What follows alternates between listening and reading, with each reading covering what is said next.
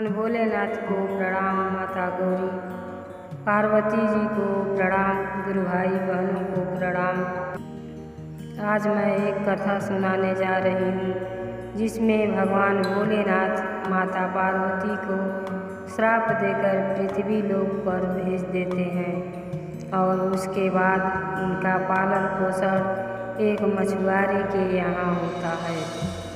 अगर यह कहानी आपको अच्छी लगे तो विधाता ज्ञान चैनल को सब्सक्राइब कर दीजिएगा।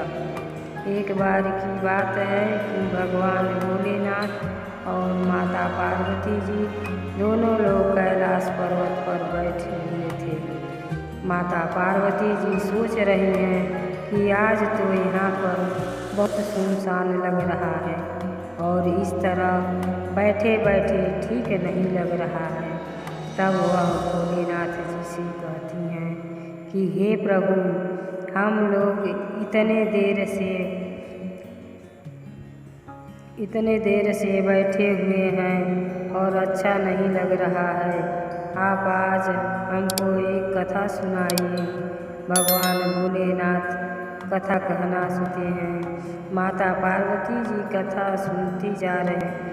कुछ देर कथा सुनने के बाद भगवान भोलेनाथ माता पार्वती जी की ओर देखते हैं। माता पार्वती जी कुछ देर कथा सुन रही हैं तो कुछ देर सो जा रही हैं। तब भगवान भोलेनाथ कहते हैं कि हे देवी, आप तो सो रही हैं, मैं कथा किसको सुनाऊं? तब माता पार्वती जी कहती हैं, नहीं नहीं प्रभु, अब मैं नहीं सोऊंगी और आप आगे की कथा सुनाइए। कथा फिर से कहने लगते हैं। माता पार्वती जी को नींद में मस्त रहती हैं और सो जाती हैं। तब भगवान भोलेनाथ को बहुत बुरा लगता है और इसके बाद वह कथा सुनाना बंद कर देते हैं। तब माता पार्वती खुल जाती हैं। तब वह कहती हैं कि हे प्रभु, आप कथा बंद क्यों कर दिए?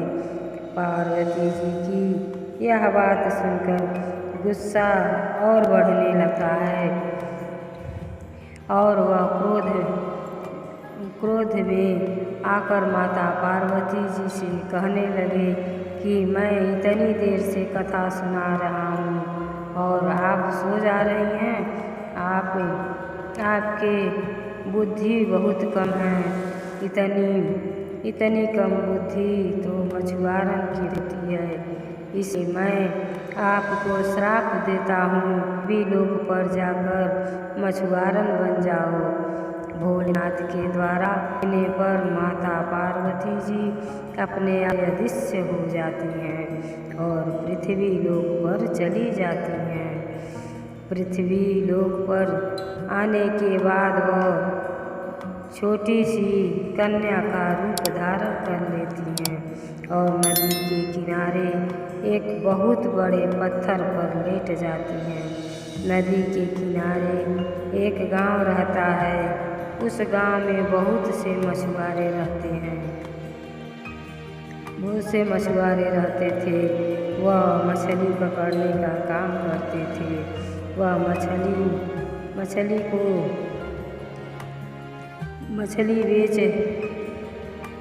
बेचकर अपना घर चलाते थे।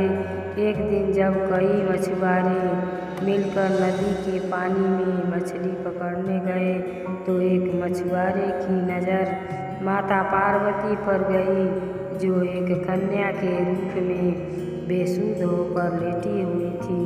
तो मछुआरा अन्य मछुआरों को भी दिखाने लगता है कि वहाँ देखो, एक कन्या लेटी हुई है।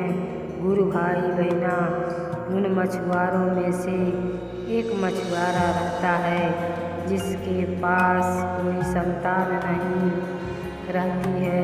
वह कन्या को देखकर बहुत खुश होता है। वह कन्या के पास जाता है और उसे गोद में उठा लेता है। उसके बाद वह उसे घर लेकर जाता है और पालन पोषण करने लगता है। कन्या धीरे धीरे बड़ी होने लगती है।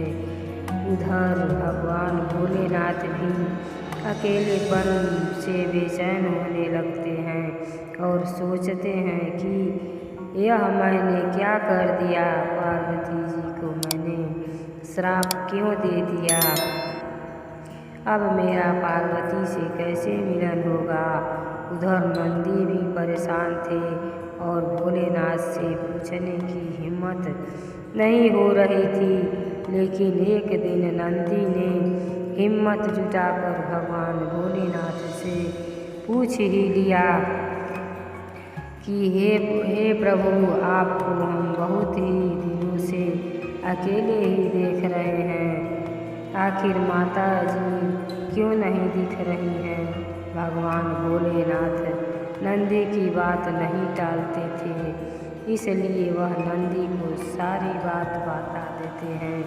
जब नंदी को सारी बात मालूम हो जाती है तब नंदी भगवान भोलेनाथ से कहने लगे कि हे प्रभु, तब आप माता जी को वापस क्यों नहीं लाते। भगवान भोलेनाथ कहने लगे कि कैसे लाऊं नंदी पार्वती जी, अब तो मछुआरन बन गई हैं और इसलिए उनका विवाह भी मछुआरों से ही होगा, अब वह उसी समाज में रहेंगी। इतना कहकर भगवान घबराने लगते हैं और सोचने लगते हैं कि हमको इतना क्रोध नहीं करना चाहिए था, पार्वती जी को श्राप नहीं देना चाहिए था। भगवान भोलेनाथ की घबराहट देखकर नंदी जी चिंता में पड़ गए और मन ही मन सोचने लगे कि अब मुझे ही कुछ उपाय सोचना पड़ेगा। कुछ देर सोचने के बाद नंदी जी को एक उपाय सूझा।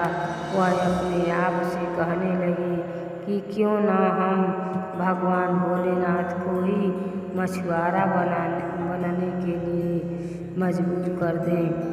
जब वह मछुआरा बन जाएंगे तब उनकी शादी भी माता जी से हो जाएगी और फिर से पहले के जैसे दोनों लोग एक साथ कैलाश पर रहने लगेंगे। इसके बाद नंदी भगवान भोलेनाथ को मछुआरा बनाने के प्रयास में लग गए। तब नंदी जी उन मछुआरों के गांव पहुँच गए जहाँ पर माता पार्वती जी रही थी। वहाँ पहुँचने पर वह उस नदी की तलाश में जुट जाते हैं जहाँ मछुआरे रोज मछली मारने जाते हैं। खोजते खोजते वह नदी भी मिल गई। नंदी जी उस नदी के पास जाकर उस नदी के पानी में घुसने लगे। पानी में अंदर जाते जाते जब पानी उनके गले तक आ गया तब वह वहीं रुक गए। गुरु भाई बहिना, तब नंदी जी अपने शक्ति का उपयोग करते हुए एक बहुत बड़ी मछली का रूप धारण कर लिए। मछली का रूप धारण करने के बाद वह उधर निकल पड़े जिधर मछुआरे मछली पकड़ने आते थे। वहाँ पहुँचने पर मछली बने नंदी ने पानी में उथल पुथल मचा दिया। मछुआरे इतनी बड़ी मछली देखकर आश्चर्य में पड़ गए। वह सोचने लगे कि इतनी बड़ी मछली नदी में कैसे आ गई। मछुआरे उस मछली के पकड़ने के लिए जाल फेंकने लगे। मछुआरे जब मछली को जाल में फंसाते थे तब वह जाल फाड़कर भाग जाती थी। वह बार बार जाल फेंकते थे और मछली बार बार जाल फाड़कर भाग जाती थी। इस तरह मछुआरों की कई जाल खराब हो गई। सारे मछुआरे उसे पकड़ने में असफल हो गए तो हार मानकर मुखिया ने यह घोषणा कर दी कि जो मछुआरा इस मछली को पकड़ कर ला देगा, हम उसके साथ अपनी बेटी का विवाह कर देंगे। यह सुनकर कुछ युवक मछली को पकड़ने की कोशिश किए, लेकिन वह भी उस मछली को पकड़ नहीं पाए। मछली उनकी जाल भी फाड़कर निकल गई। तब जाकर मछुआरों के मुखिया ने सोचा कि अब हमें इस मछली को पकड़ने के लिए भगवान भोलेनाथ की शरण में जाना पड़ेगा। मुखिया भगवान भोलेनाथ की प्रार्थना करने लगा। मुखिया की पुत्री भी शिव आराधना में लीन हो गई और भोलेनाथ जी से विनती करने लगी कि हे भोलेनाथ जी, आप ही मेरा जीवन संवार सकते हैं। भगवान भोलेनाथ उनकी पुकार सुन लेते हैं और उसके बाद मछुआरे का भेष बनाकर मुखिया के घर पहुँच गए और मुखिया से कहने लगे कि मैं यहाँ उस मछली को पकड़ने के लिए आया हूँ। मुखिया ने कहा कि हे युवक, अगर तुम उस मछली को पकड़ लोगे तो तुम्हारा हमारी जाति में बड़ा नाम होगा, तुम्हारी बहुत प्रशंसा होगी। इसके बाद भगवान भोलेनाथ नाव पर चढ़कर नदी में उतर जाते हैं और मछली को देखकर जाल फेंकते हैं।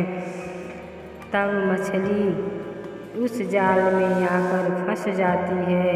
वह मछली कोई और नहीं, यह स्वयं नंदी थे। जाल में फंसने के बाद नंदी सोचने लगे कि अब मेरा काम तो हो गया, अब भगवान भोलेनाथ और माता पार्वती का मिलन हो जाएगा। भोलेनाथ मछली को पकड़ किनारे लाए। मछुआरे उनकी जय जयकार करने लगे। मछुआरों का मुखिया कहने लगा कि हे युवक, मैं तुम्हारा धन्यवाद कैसे करूं? मुझे तुमको देखकर बहुत गर्व हो रहा है। इसके बाद मुखिया ने अपने वादे के अनुसार मछुआरी बनी पार्वती और मछुआरे शिव का विवाह करवाया। उसके बाद नंदी जी अपने असली रूप में प्रकट हो गए और अपने पीठ पर माताजी और पिताजी को बैठा लिए और लौटकर कैलाश पर्वत पर आ गए। दिनचर्या पहले जैसी हो गई। सभी भक्तगण खुशी मनाने लगे। गुरु भाई बहना, हमारी यह कथा अगर आपको अच्छी लगी हो तो हमारे विधाता ज्ञान चैनल को लाइक और सब्सक्राइब कर दीजिएगा। भगवान शिव जी आपकी रक्षा कर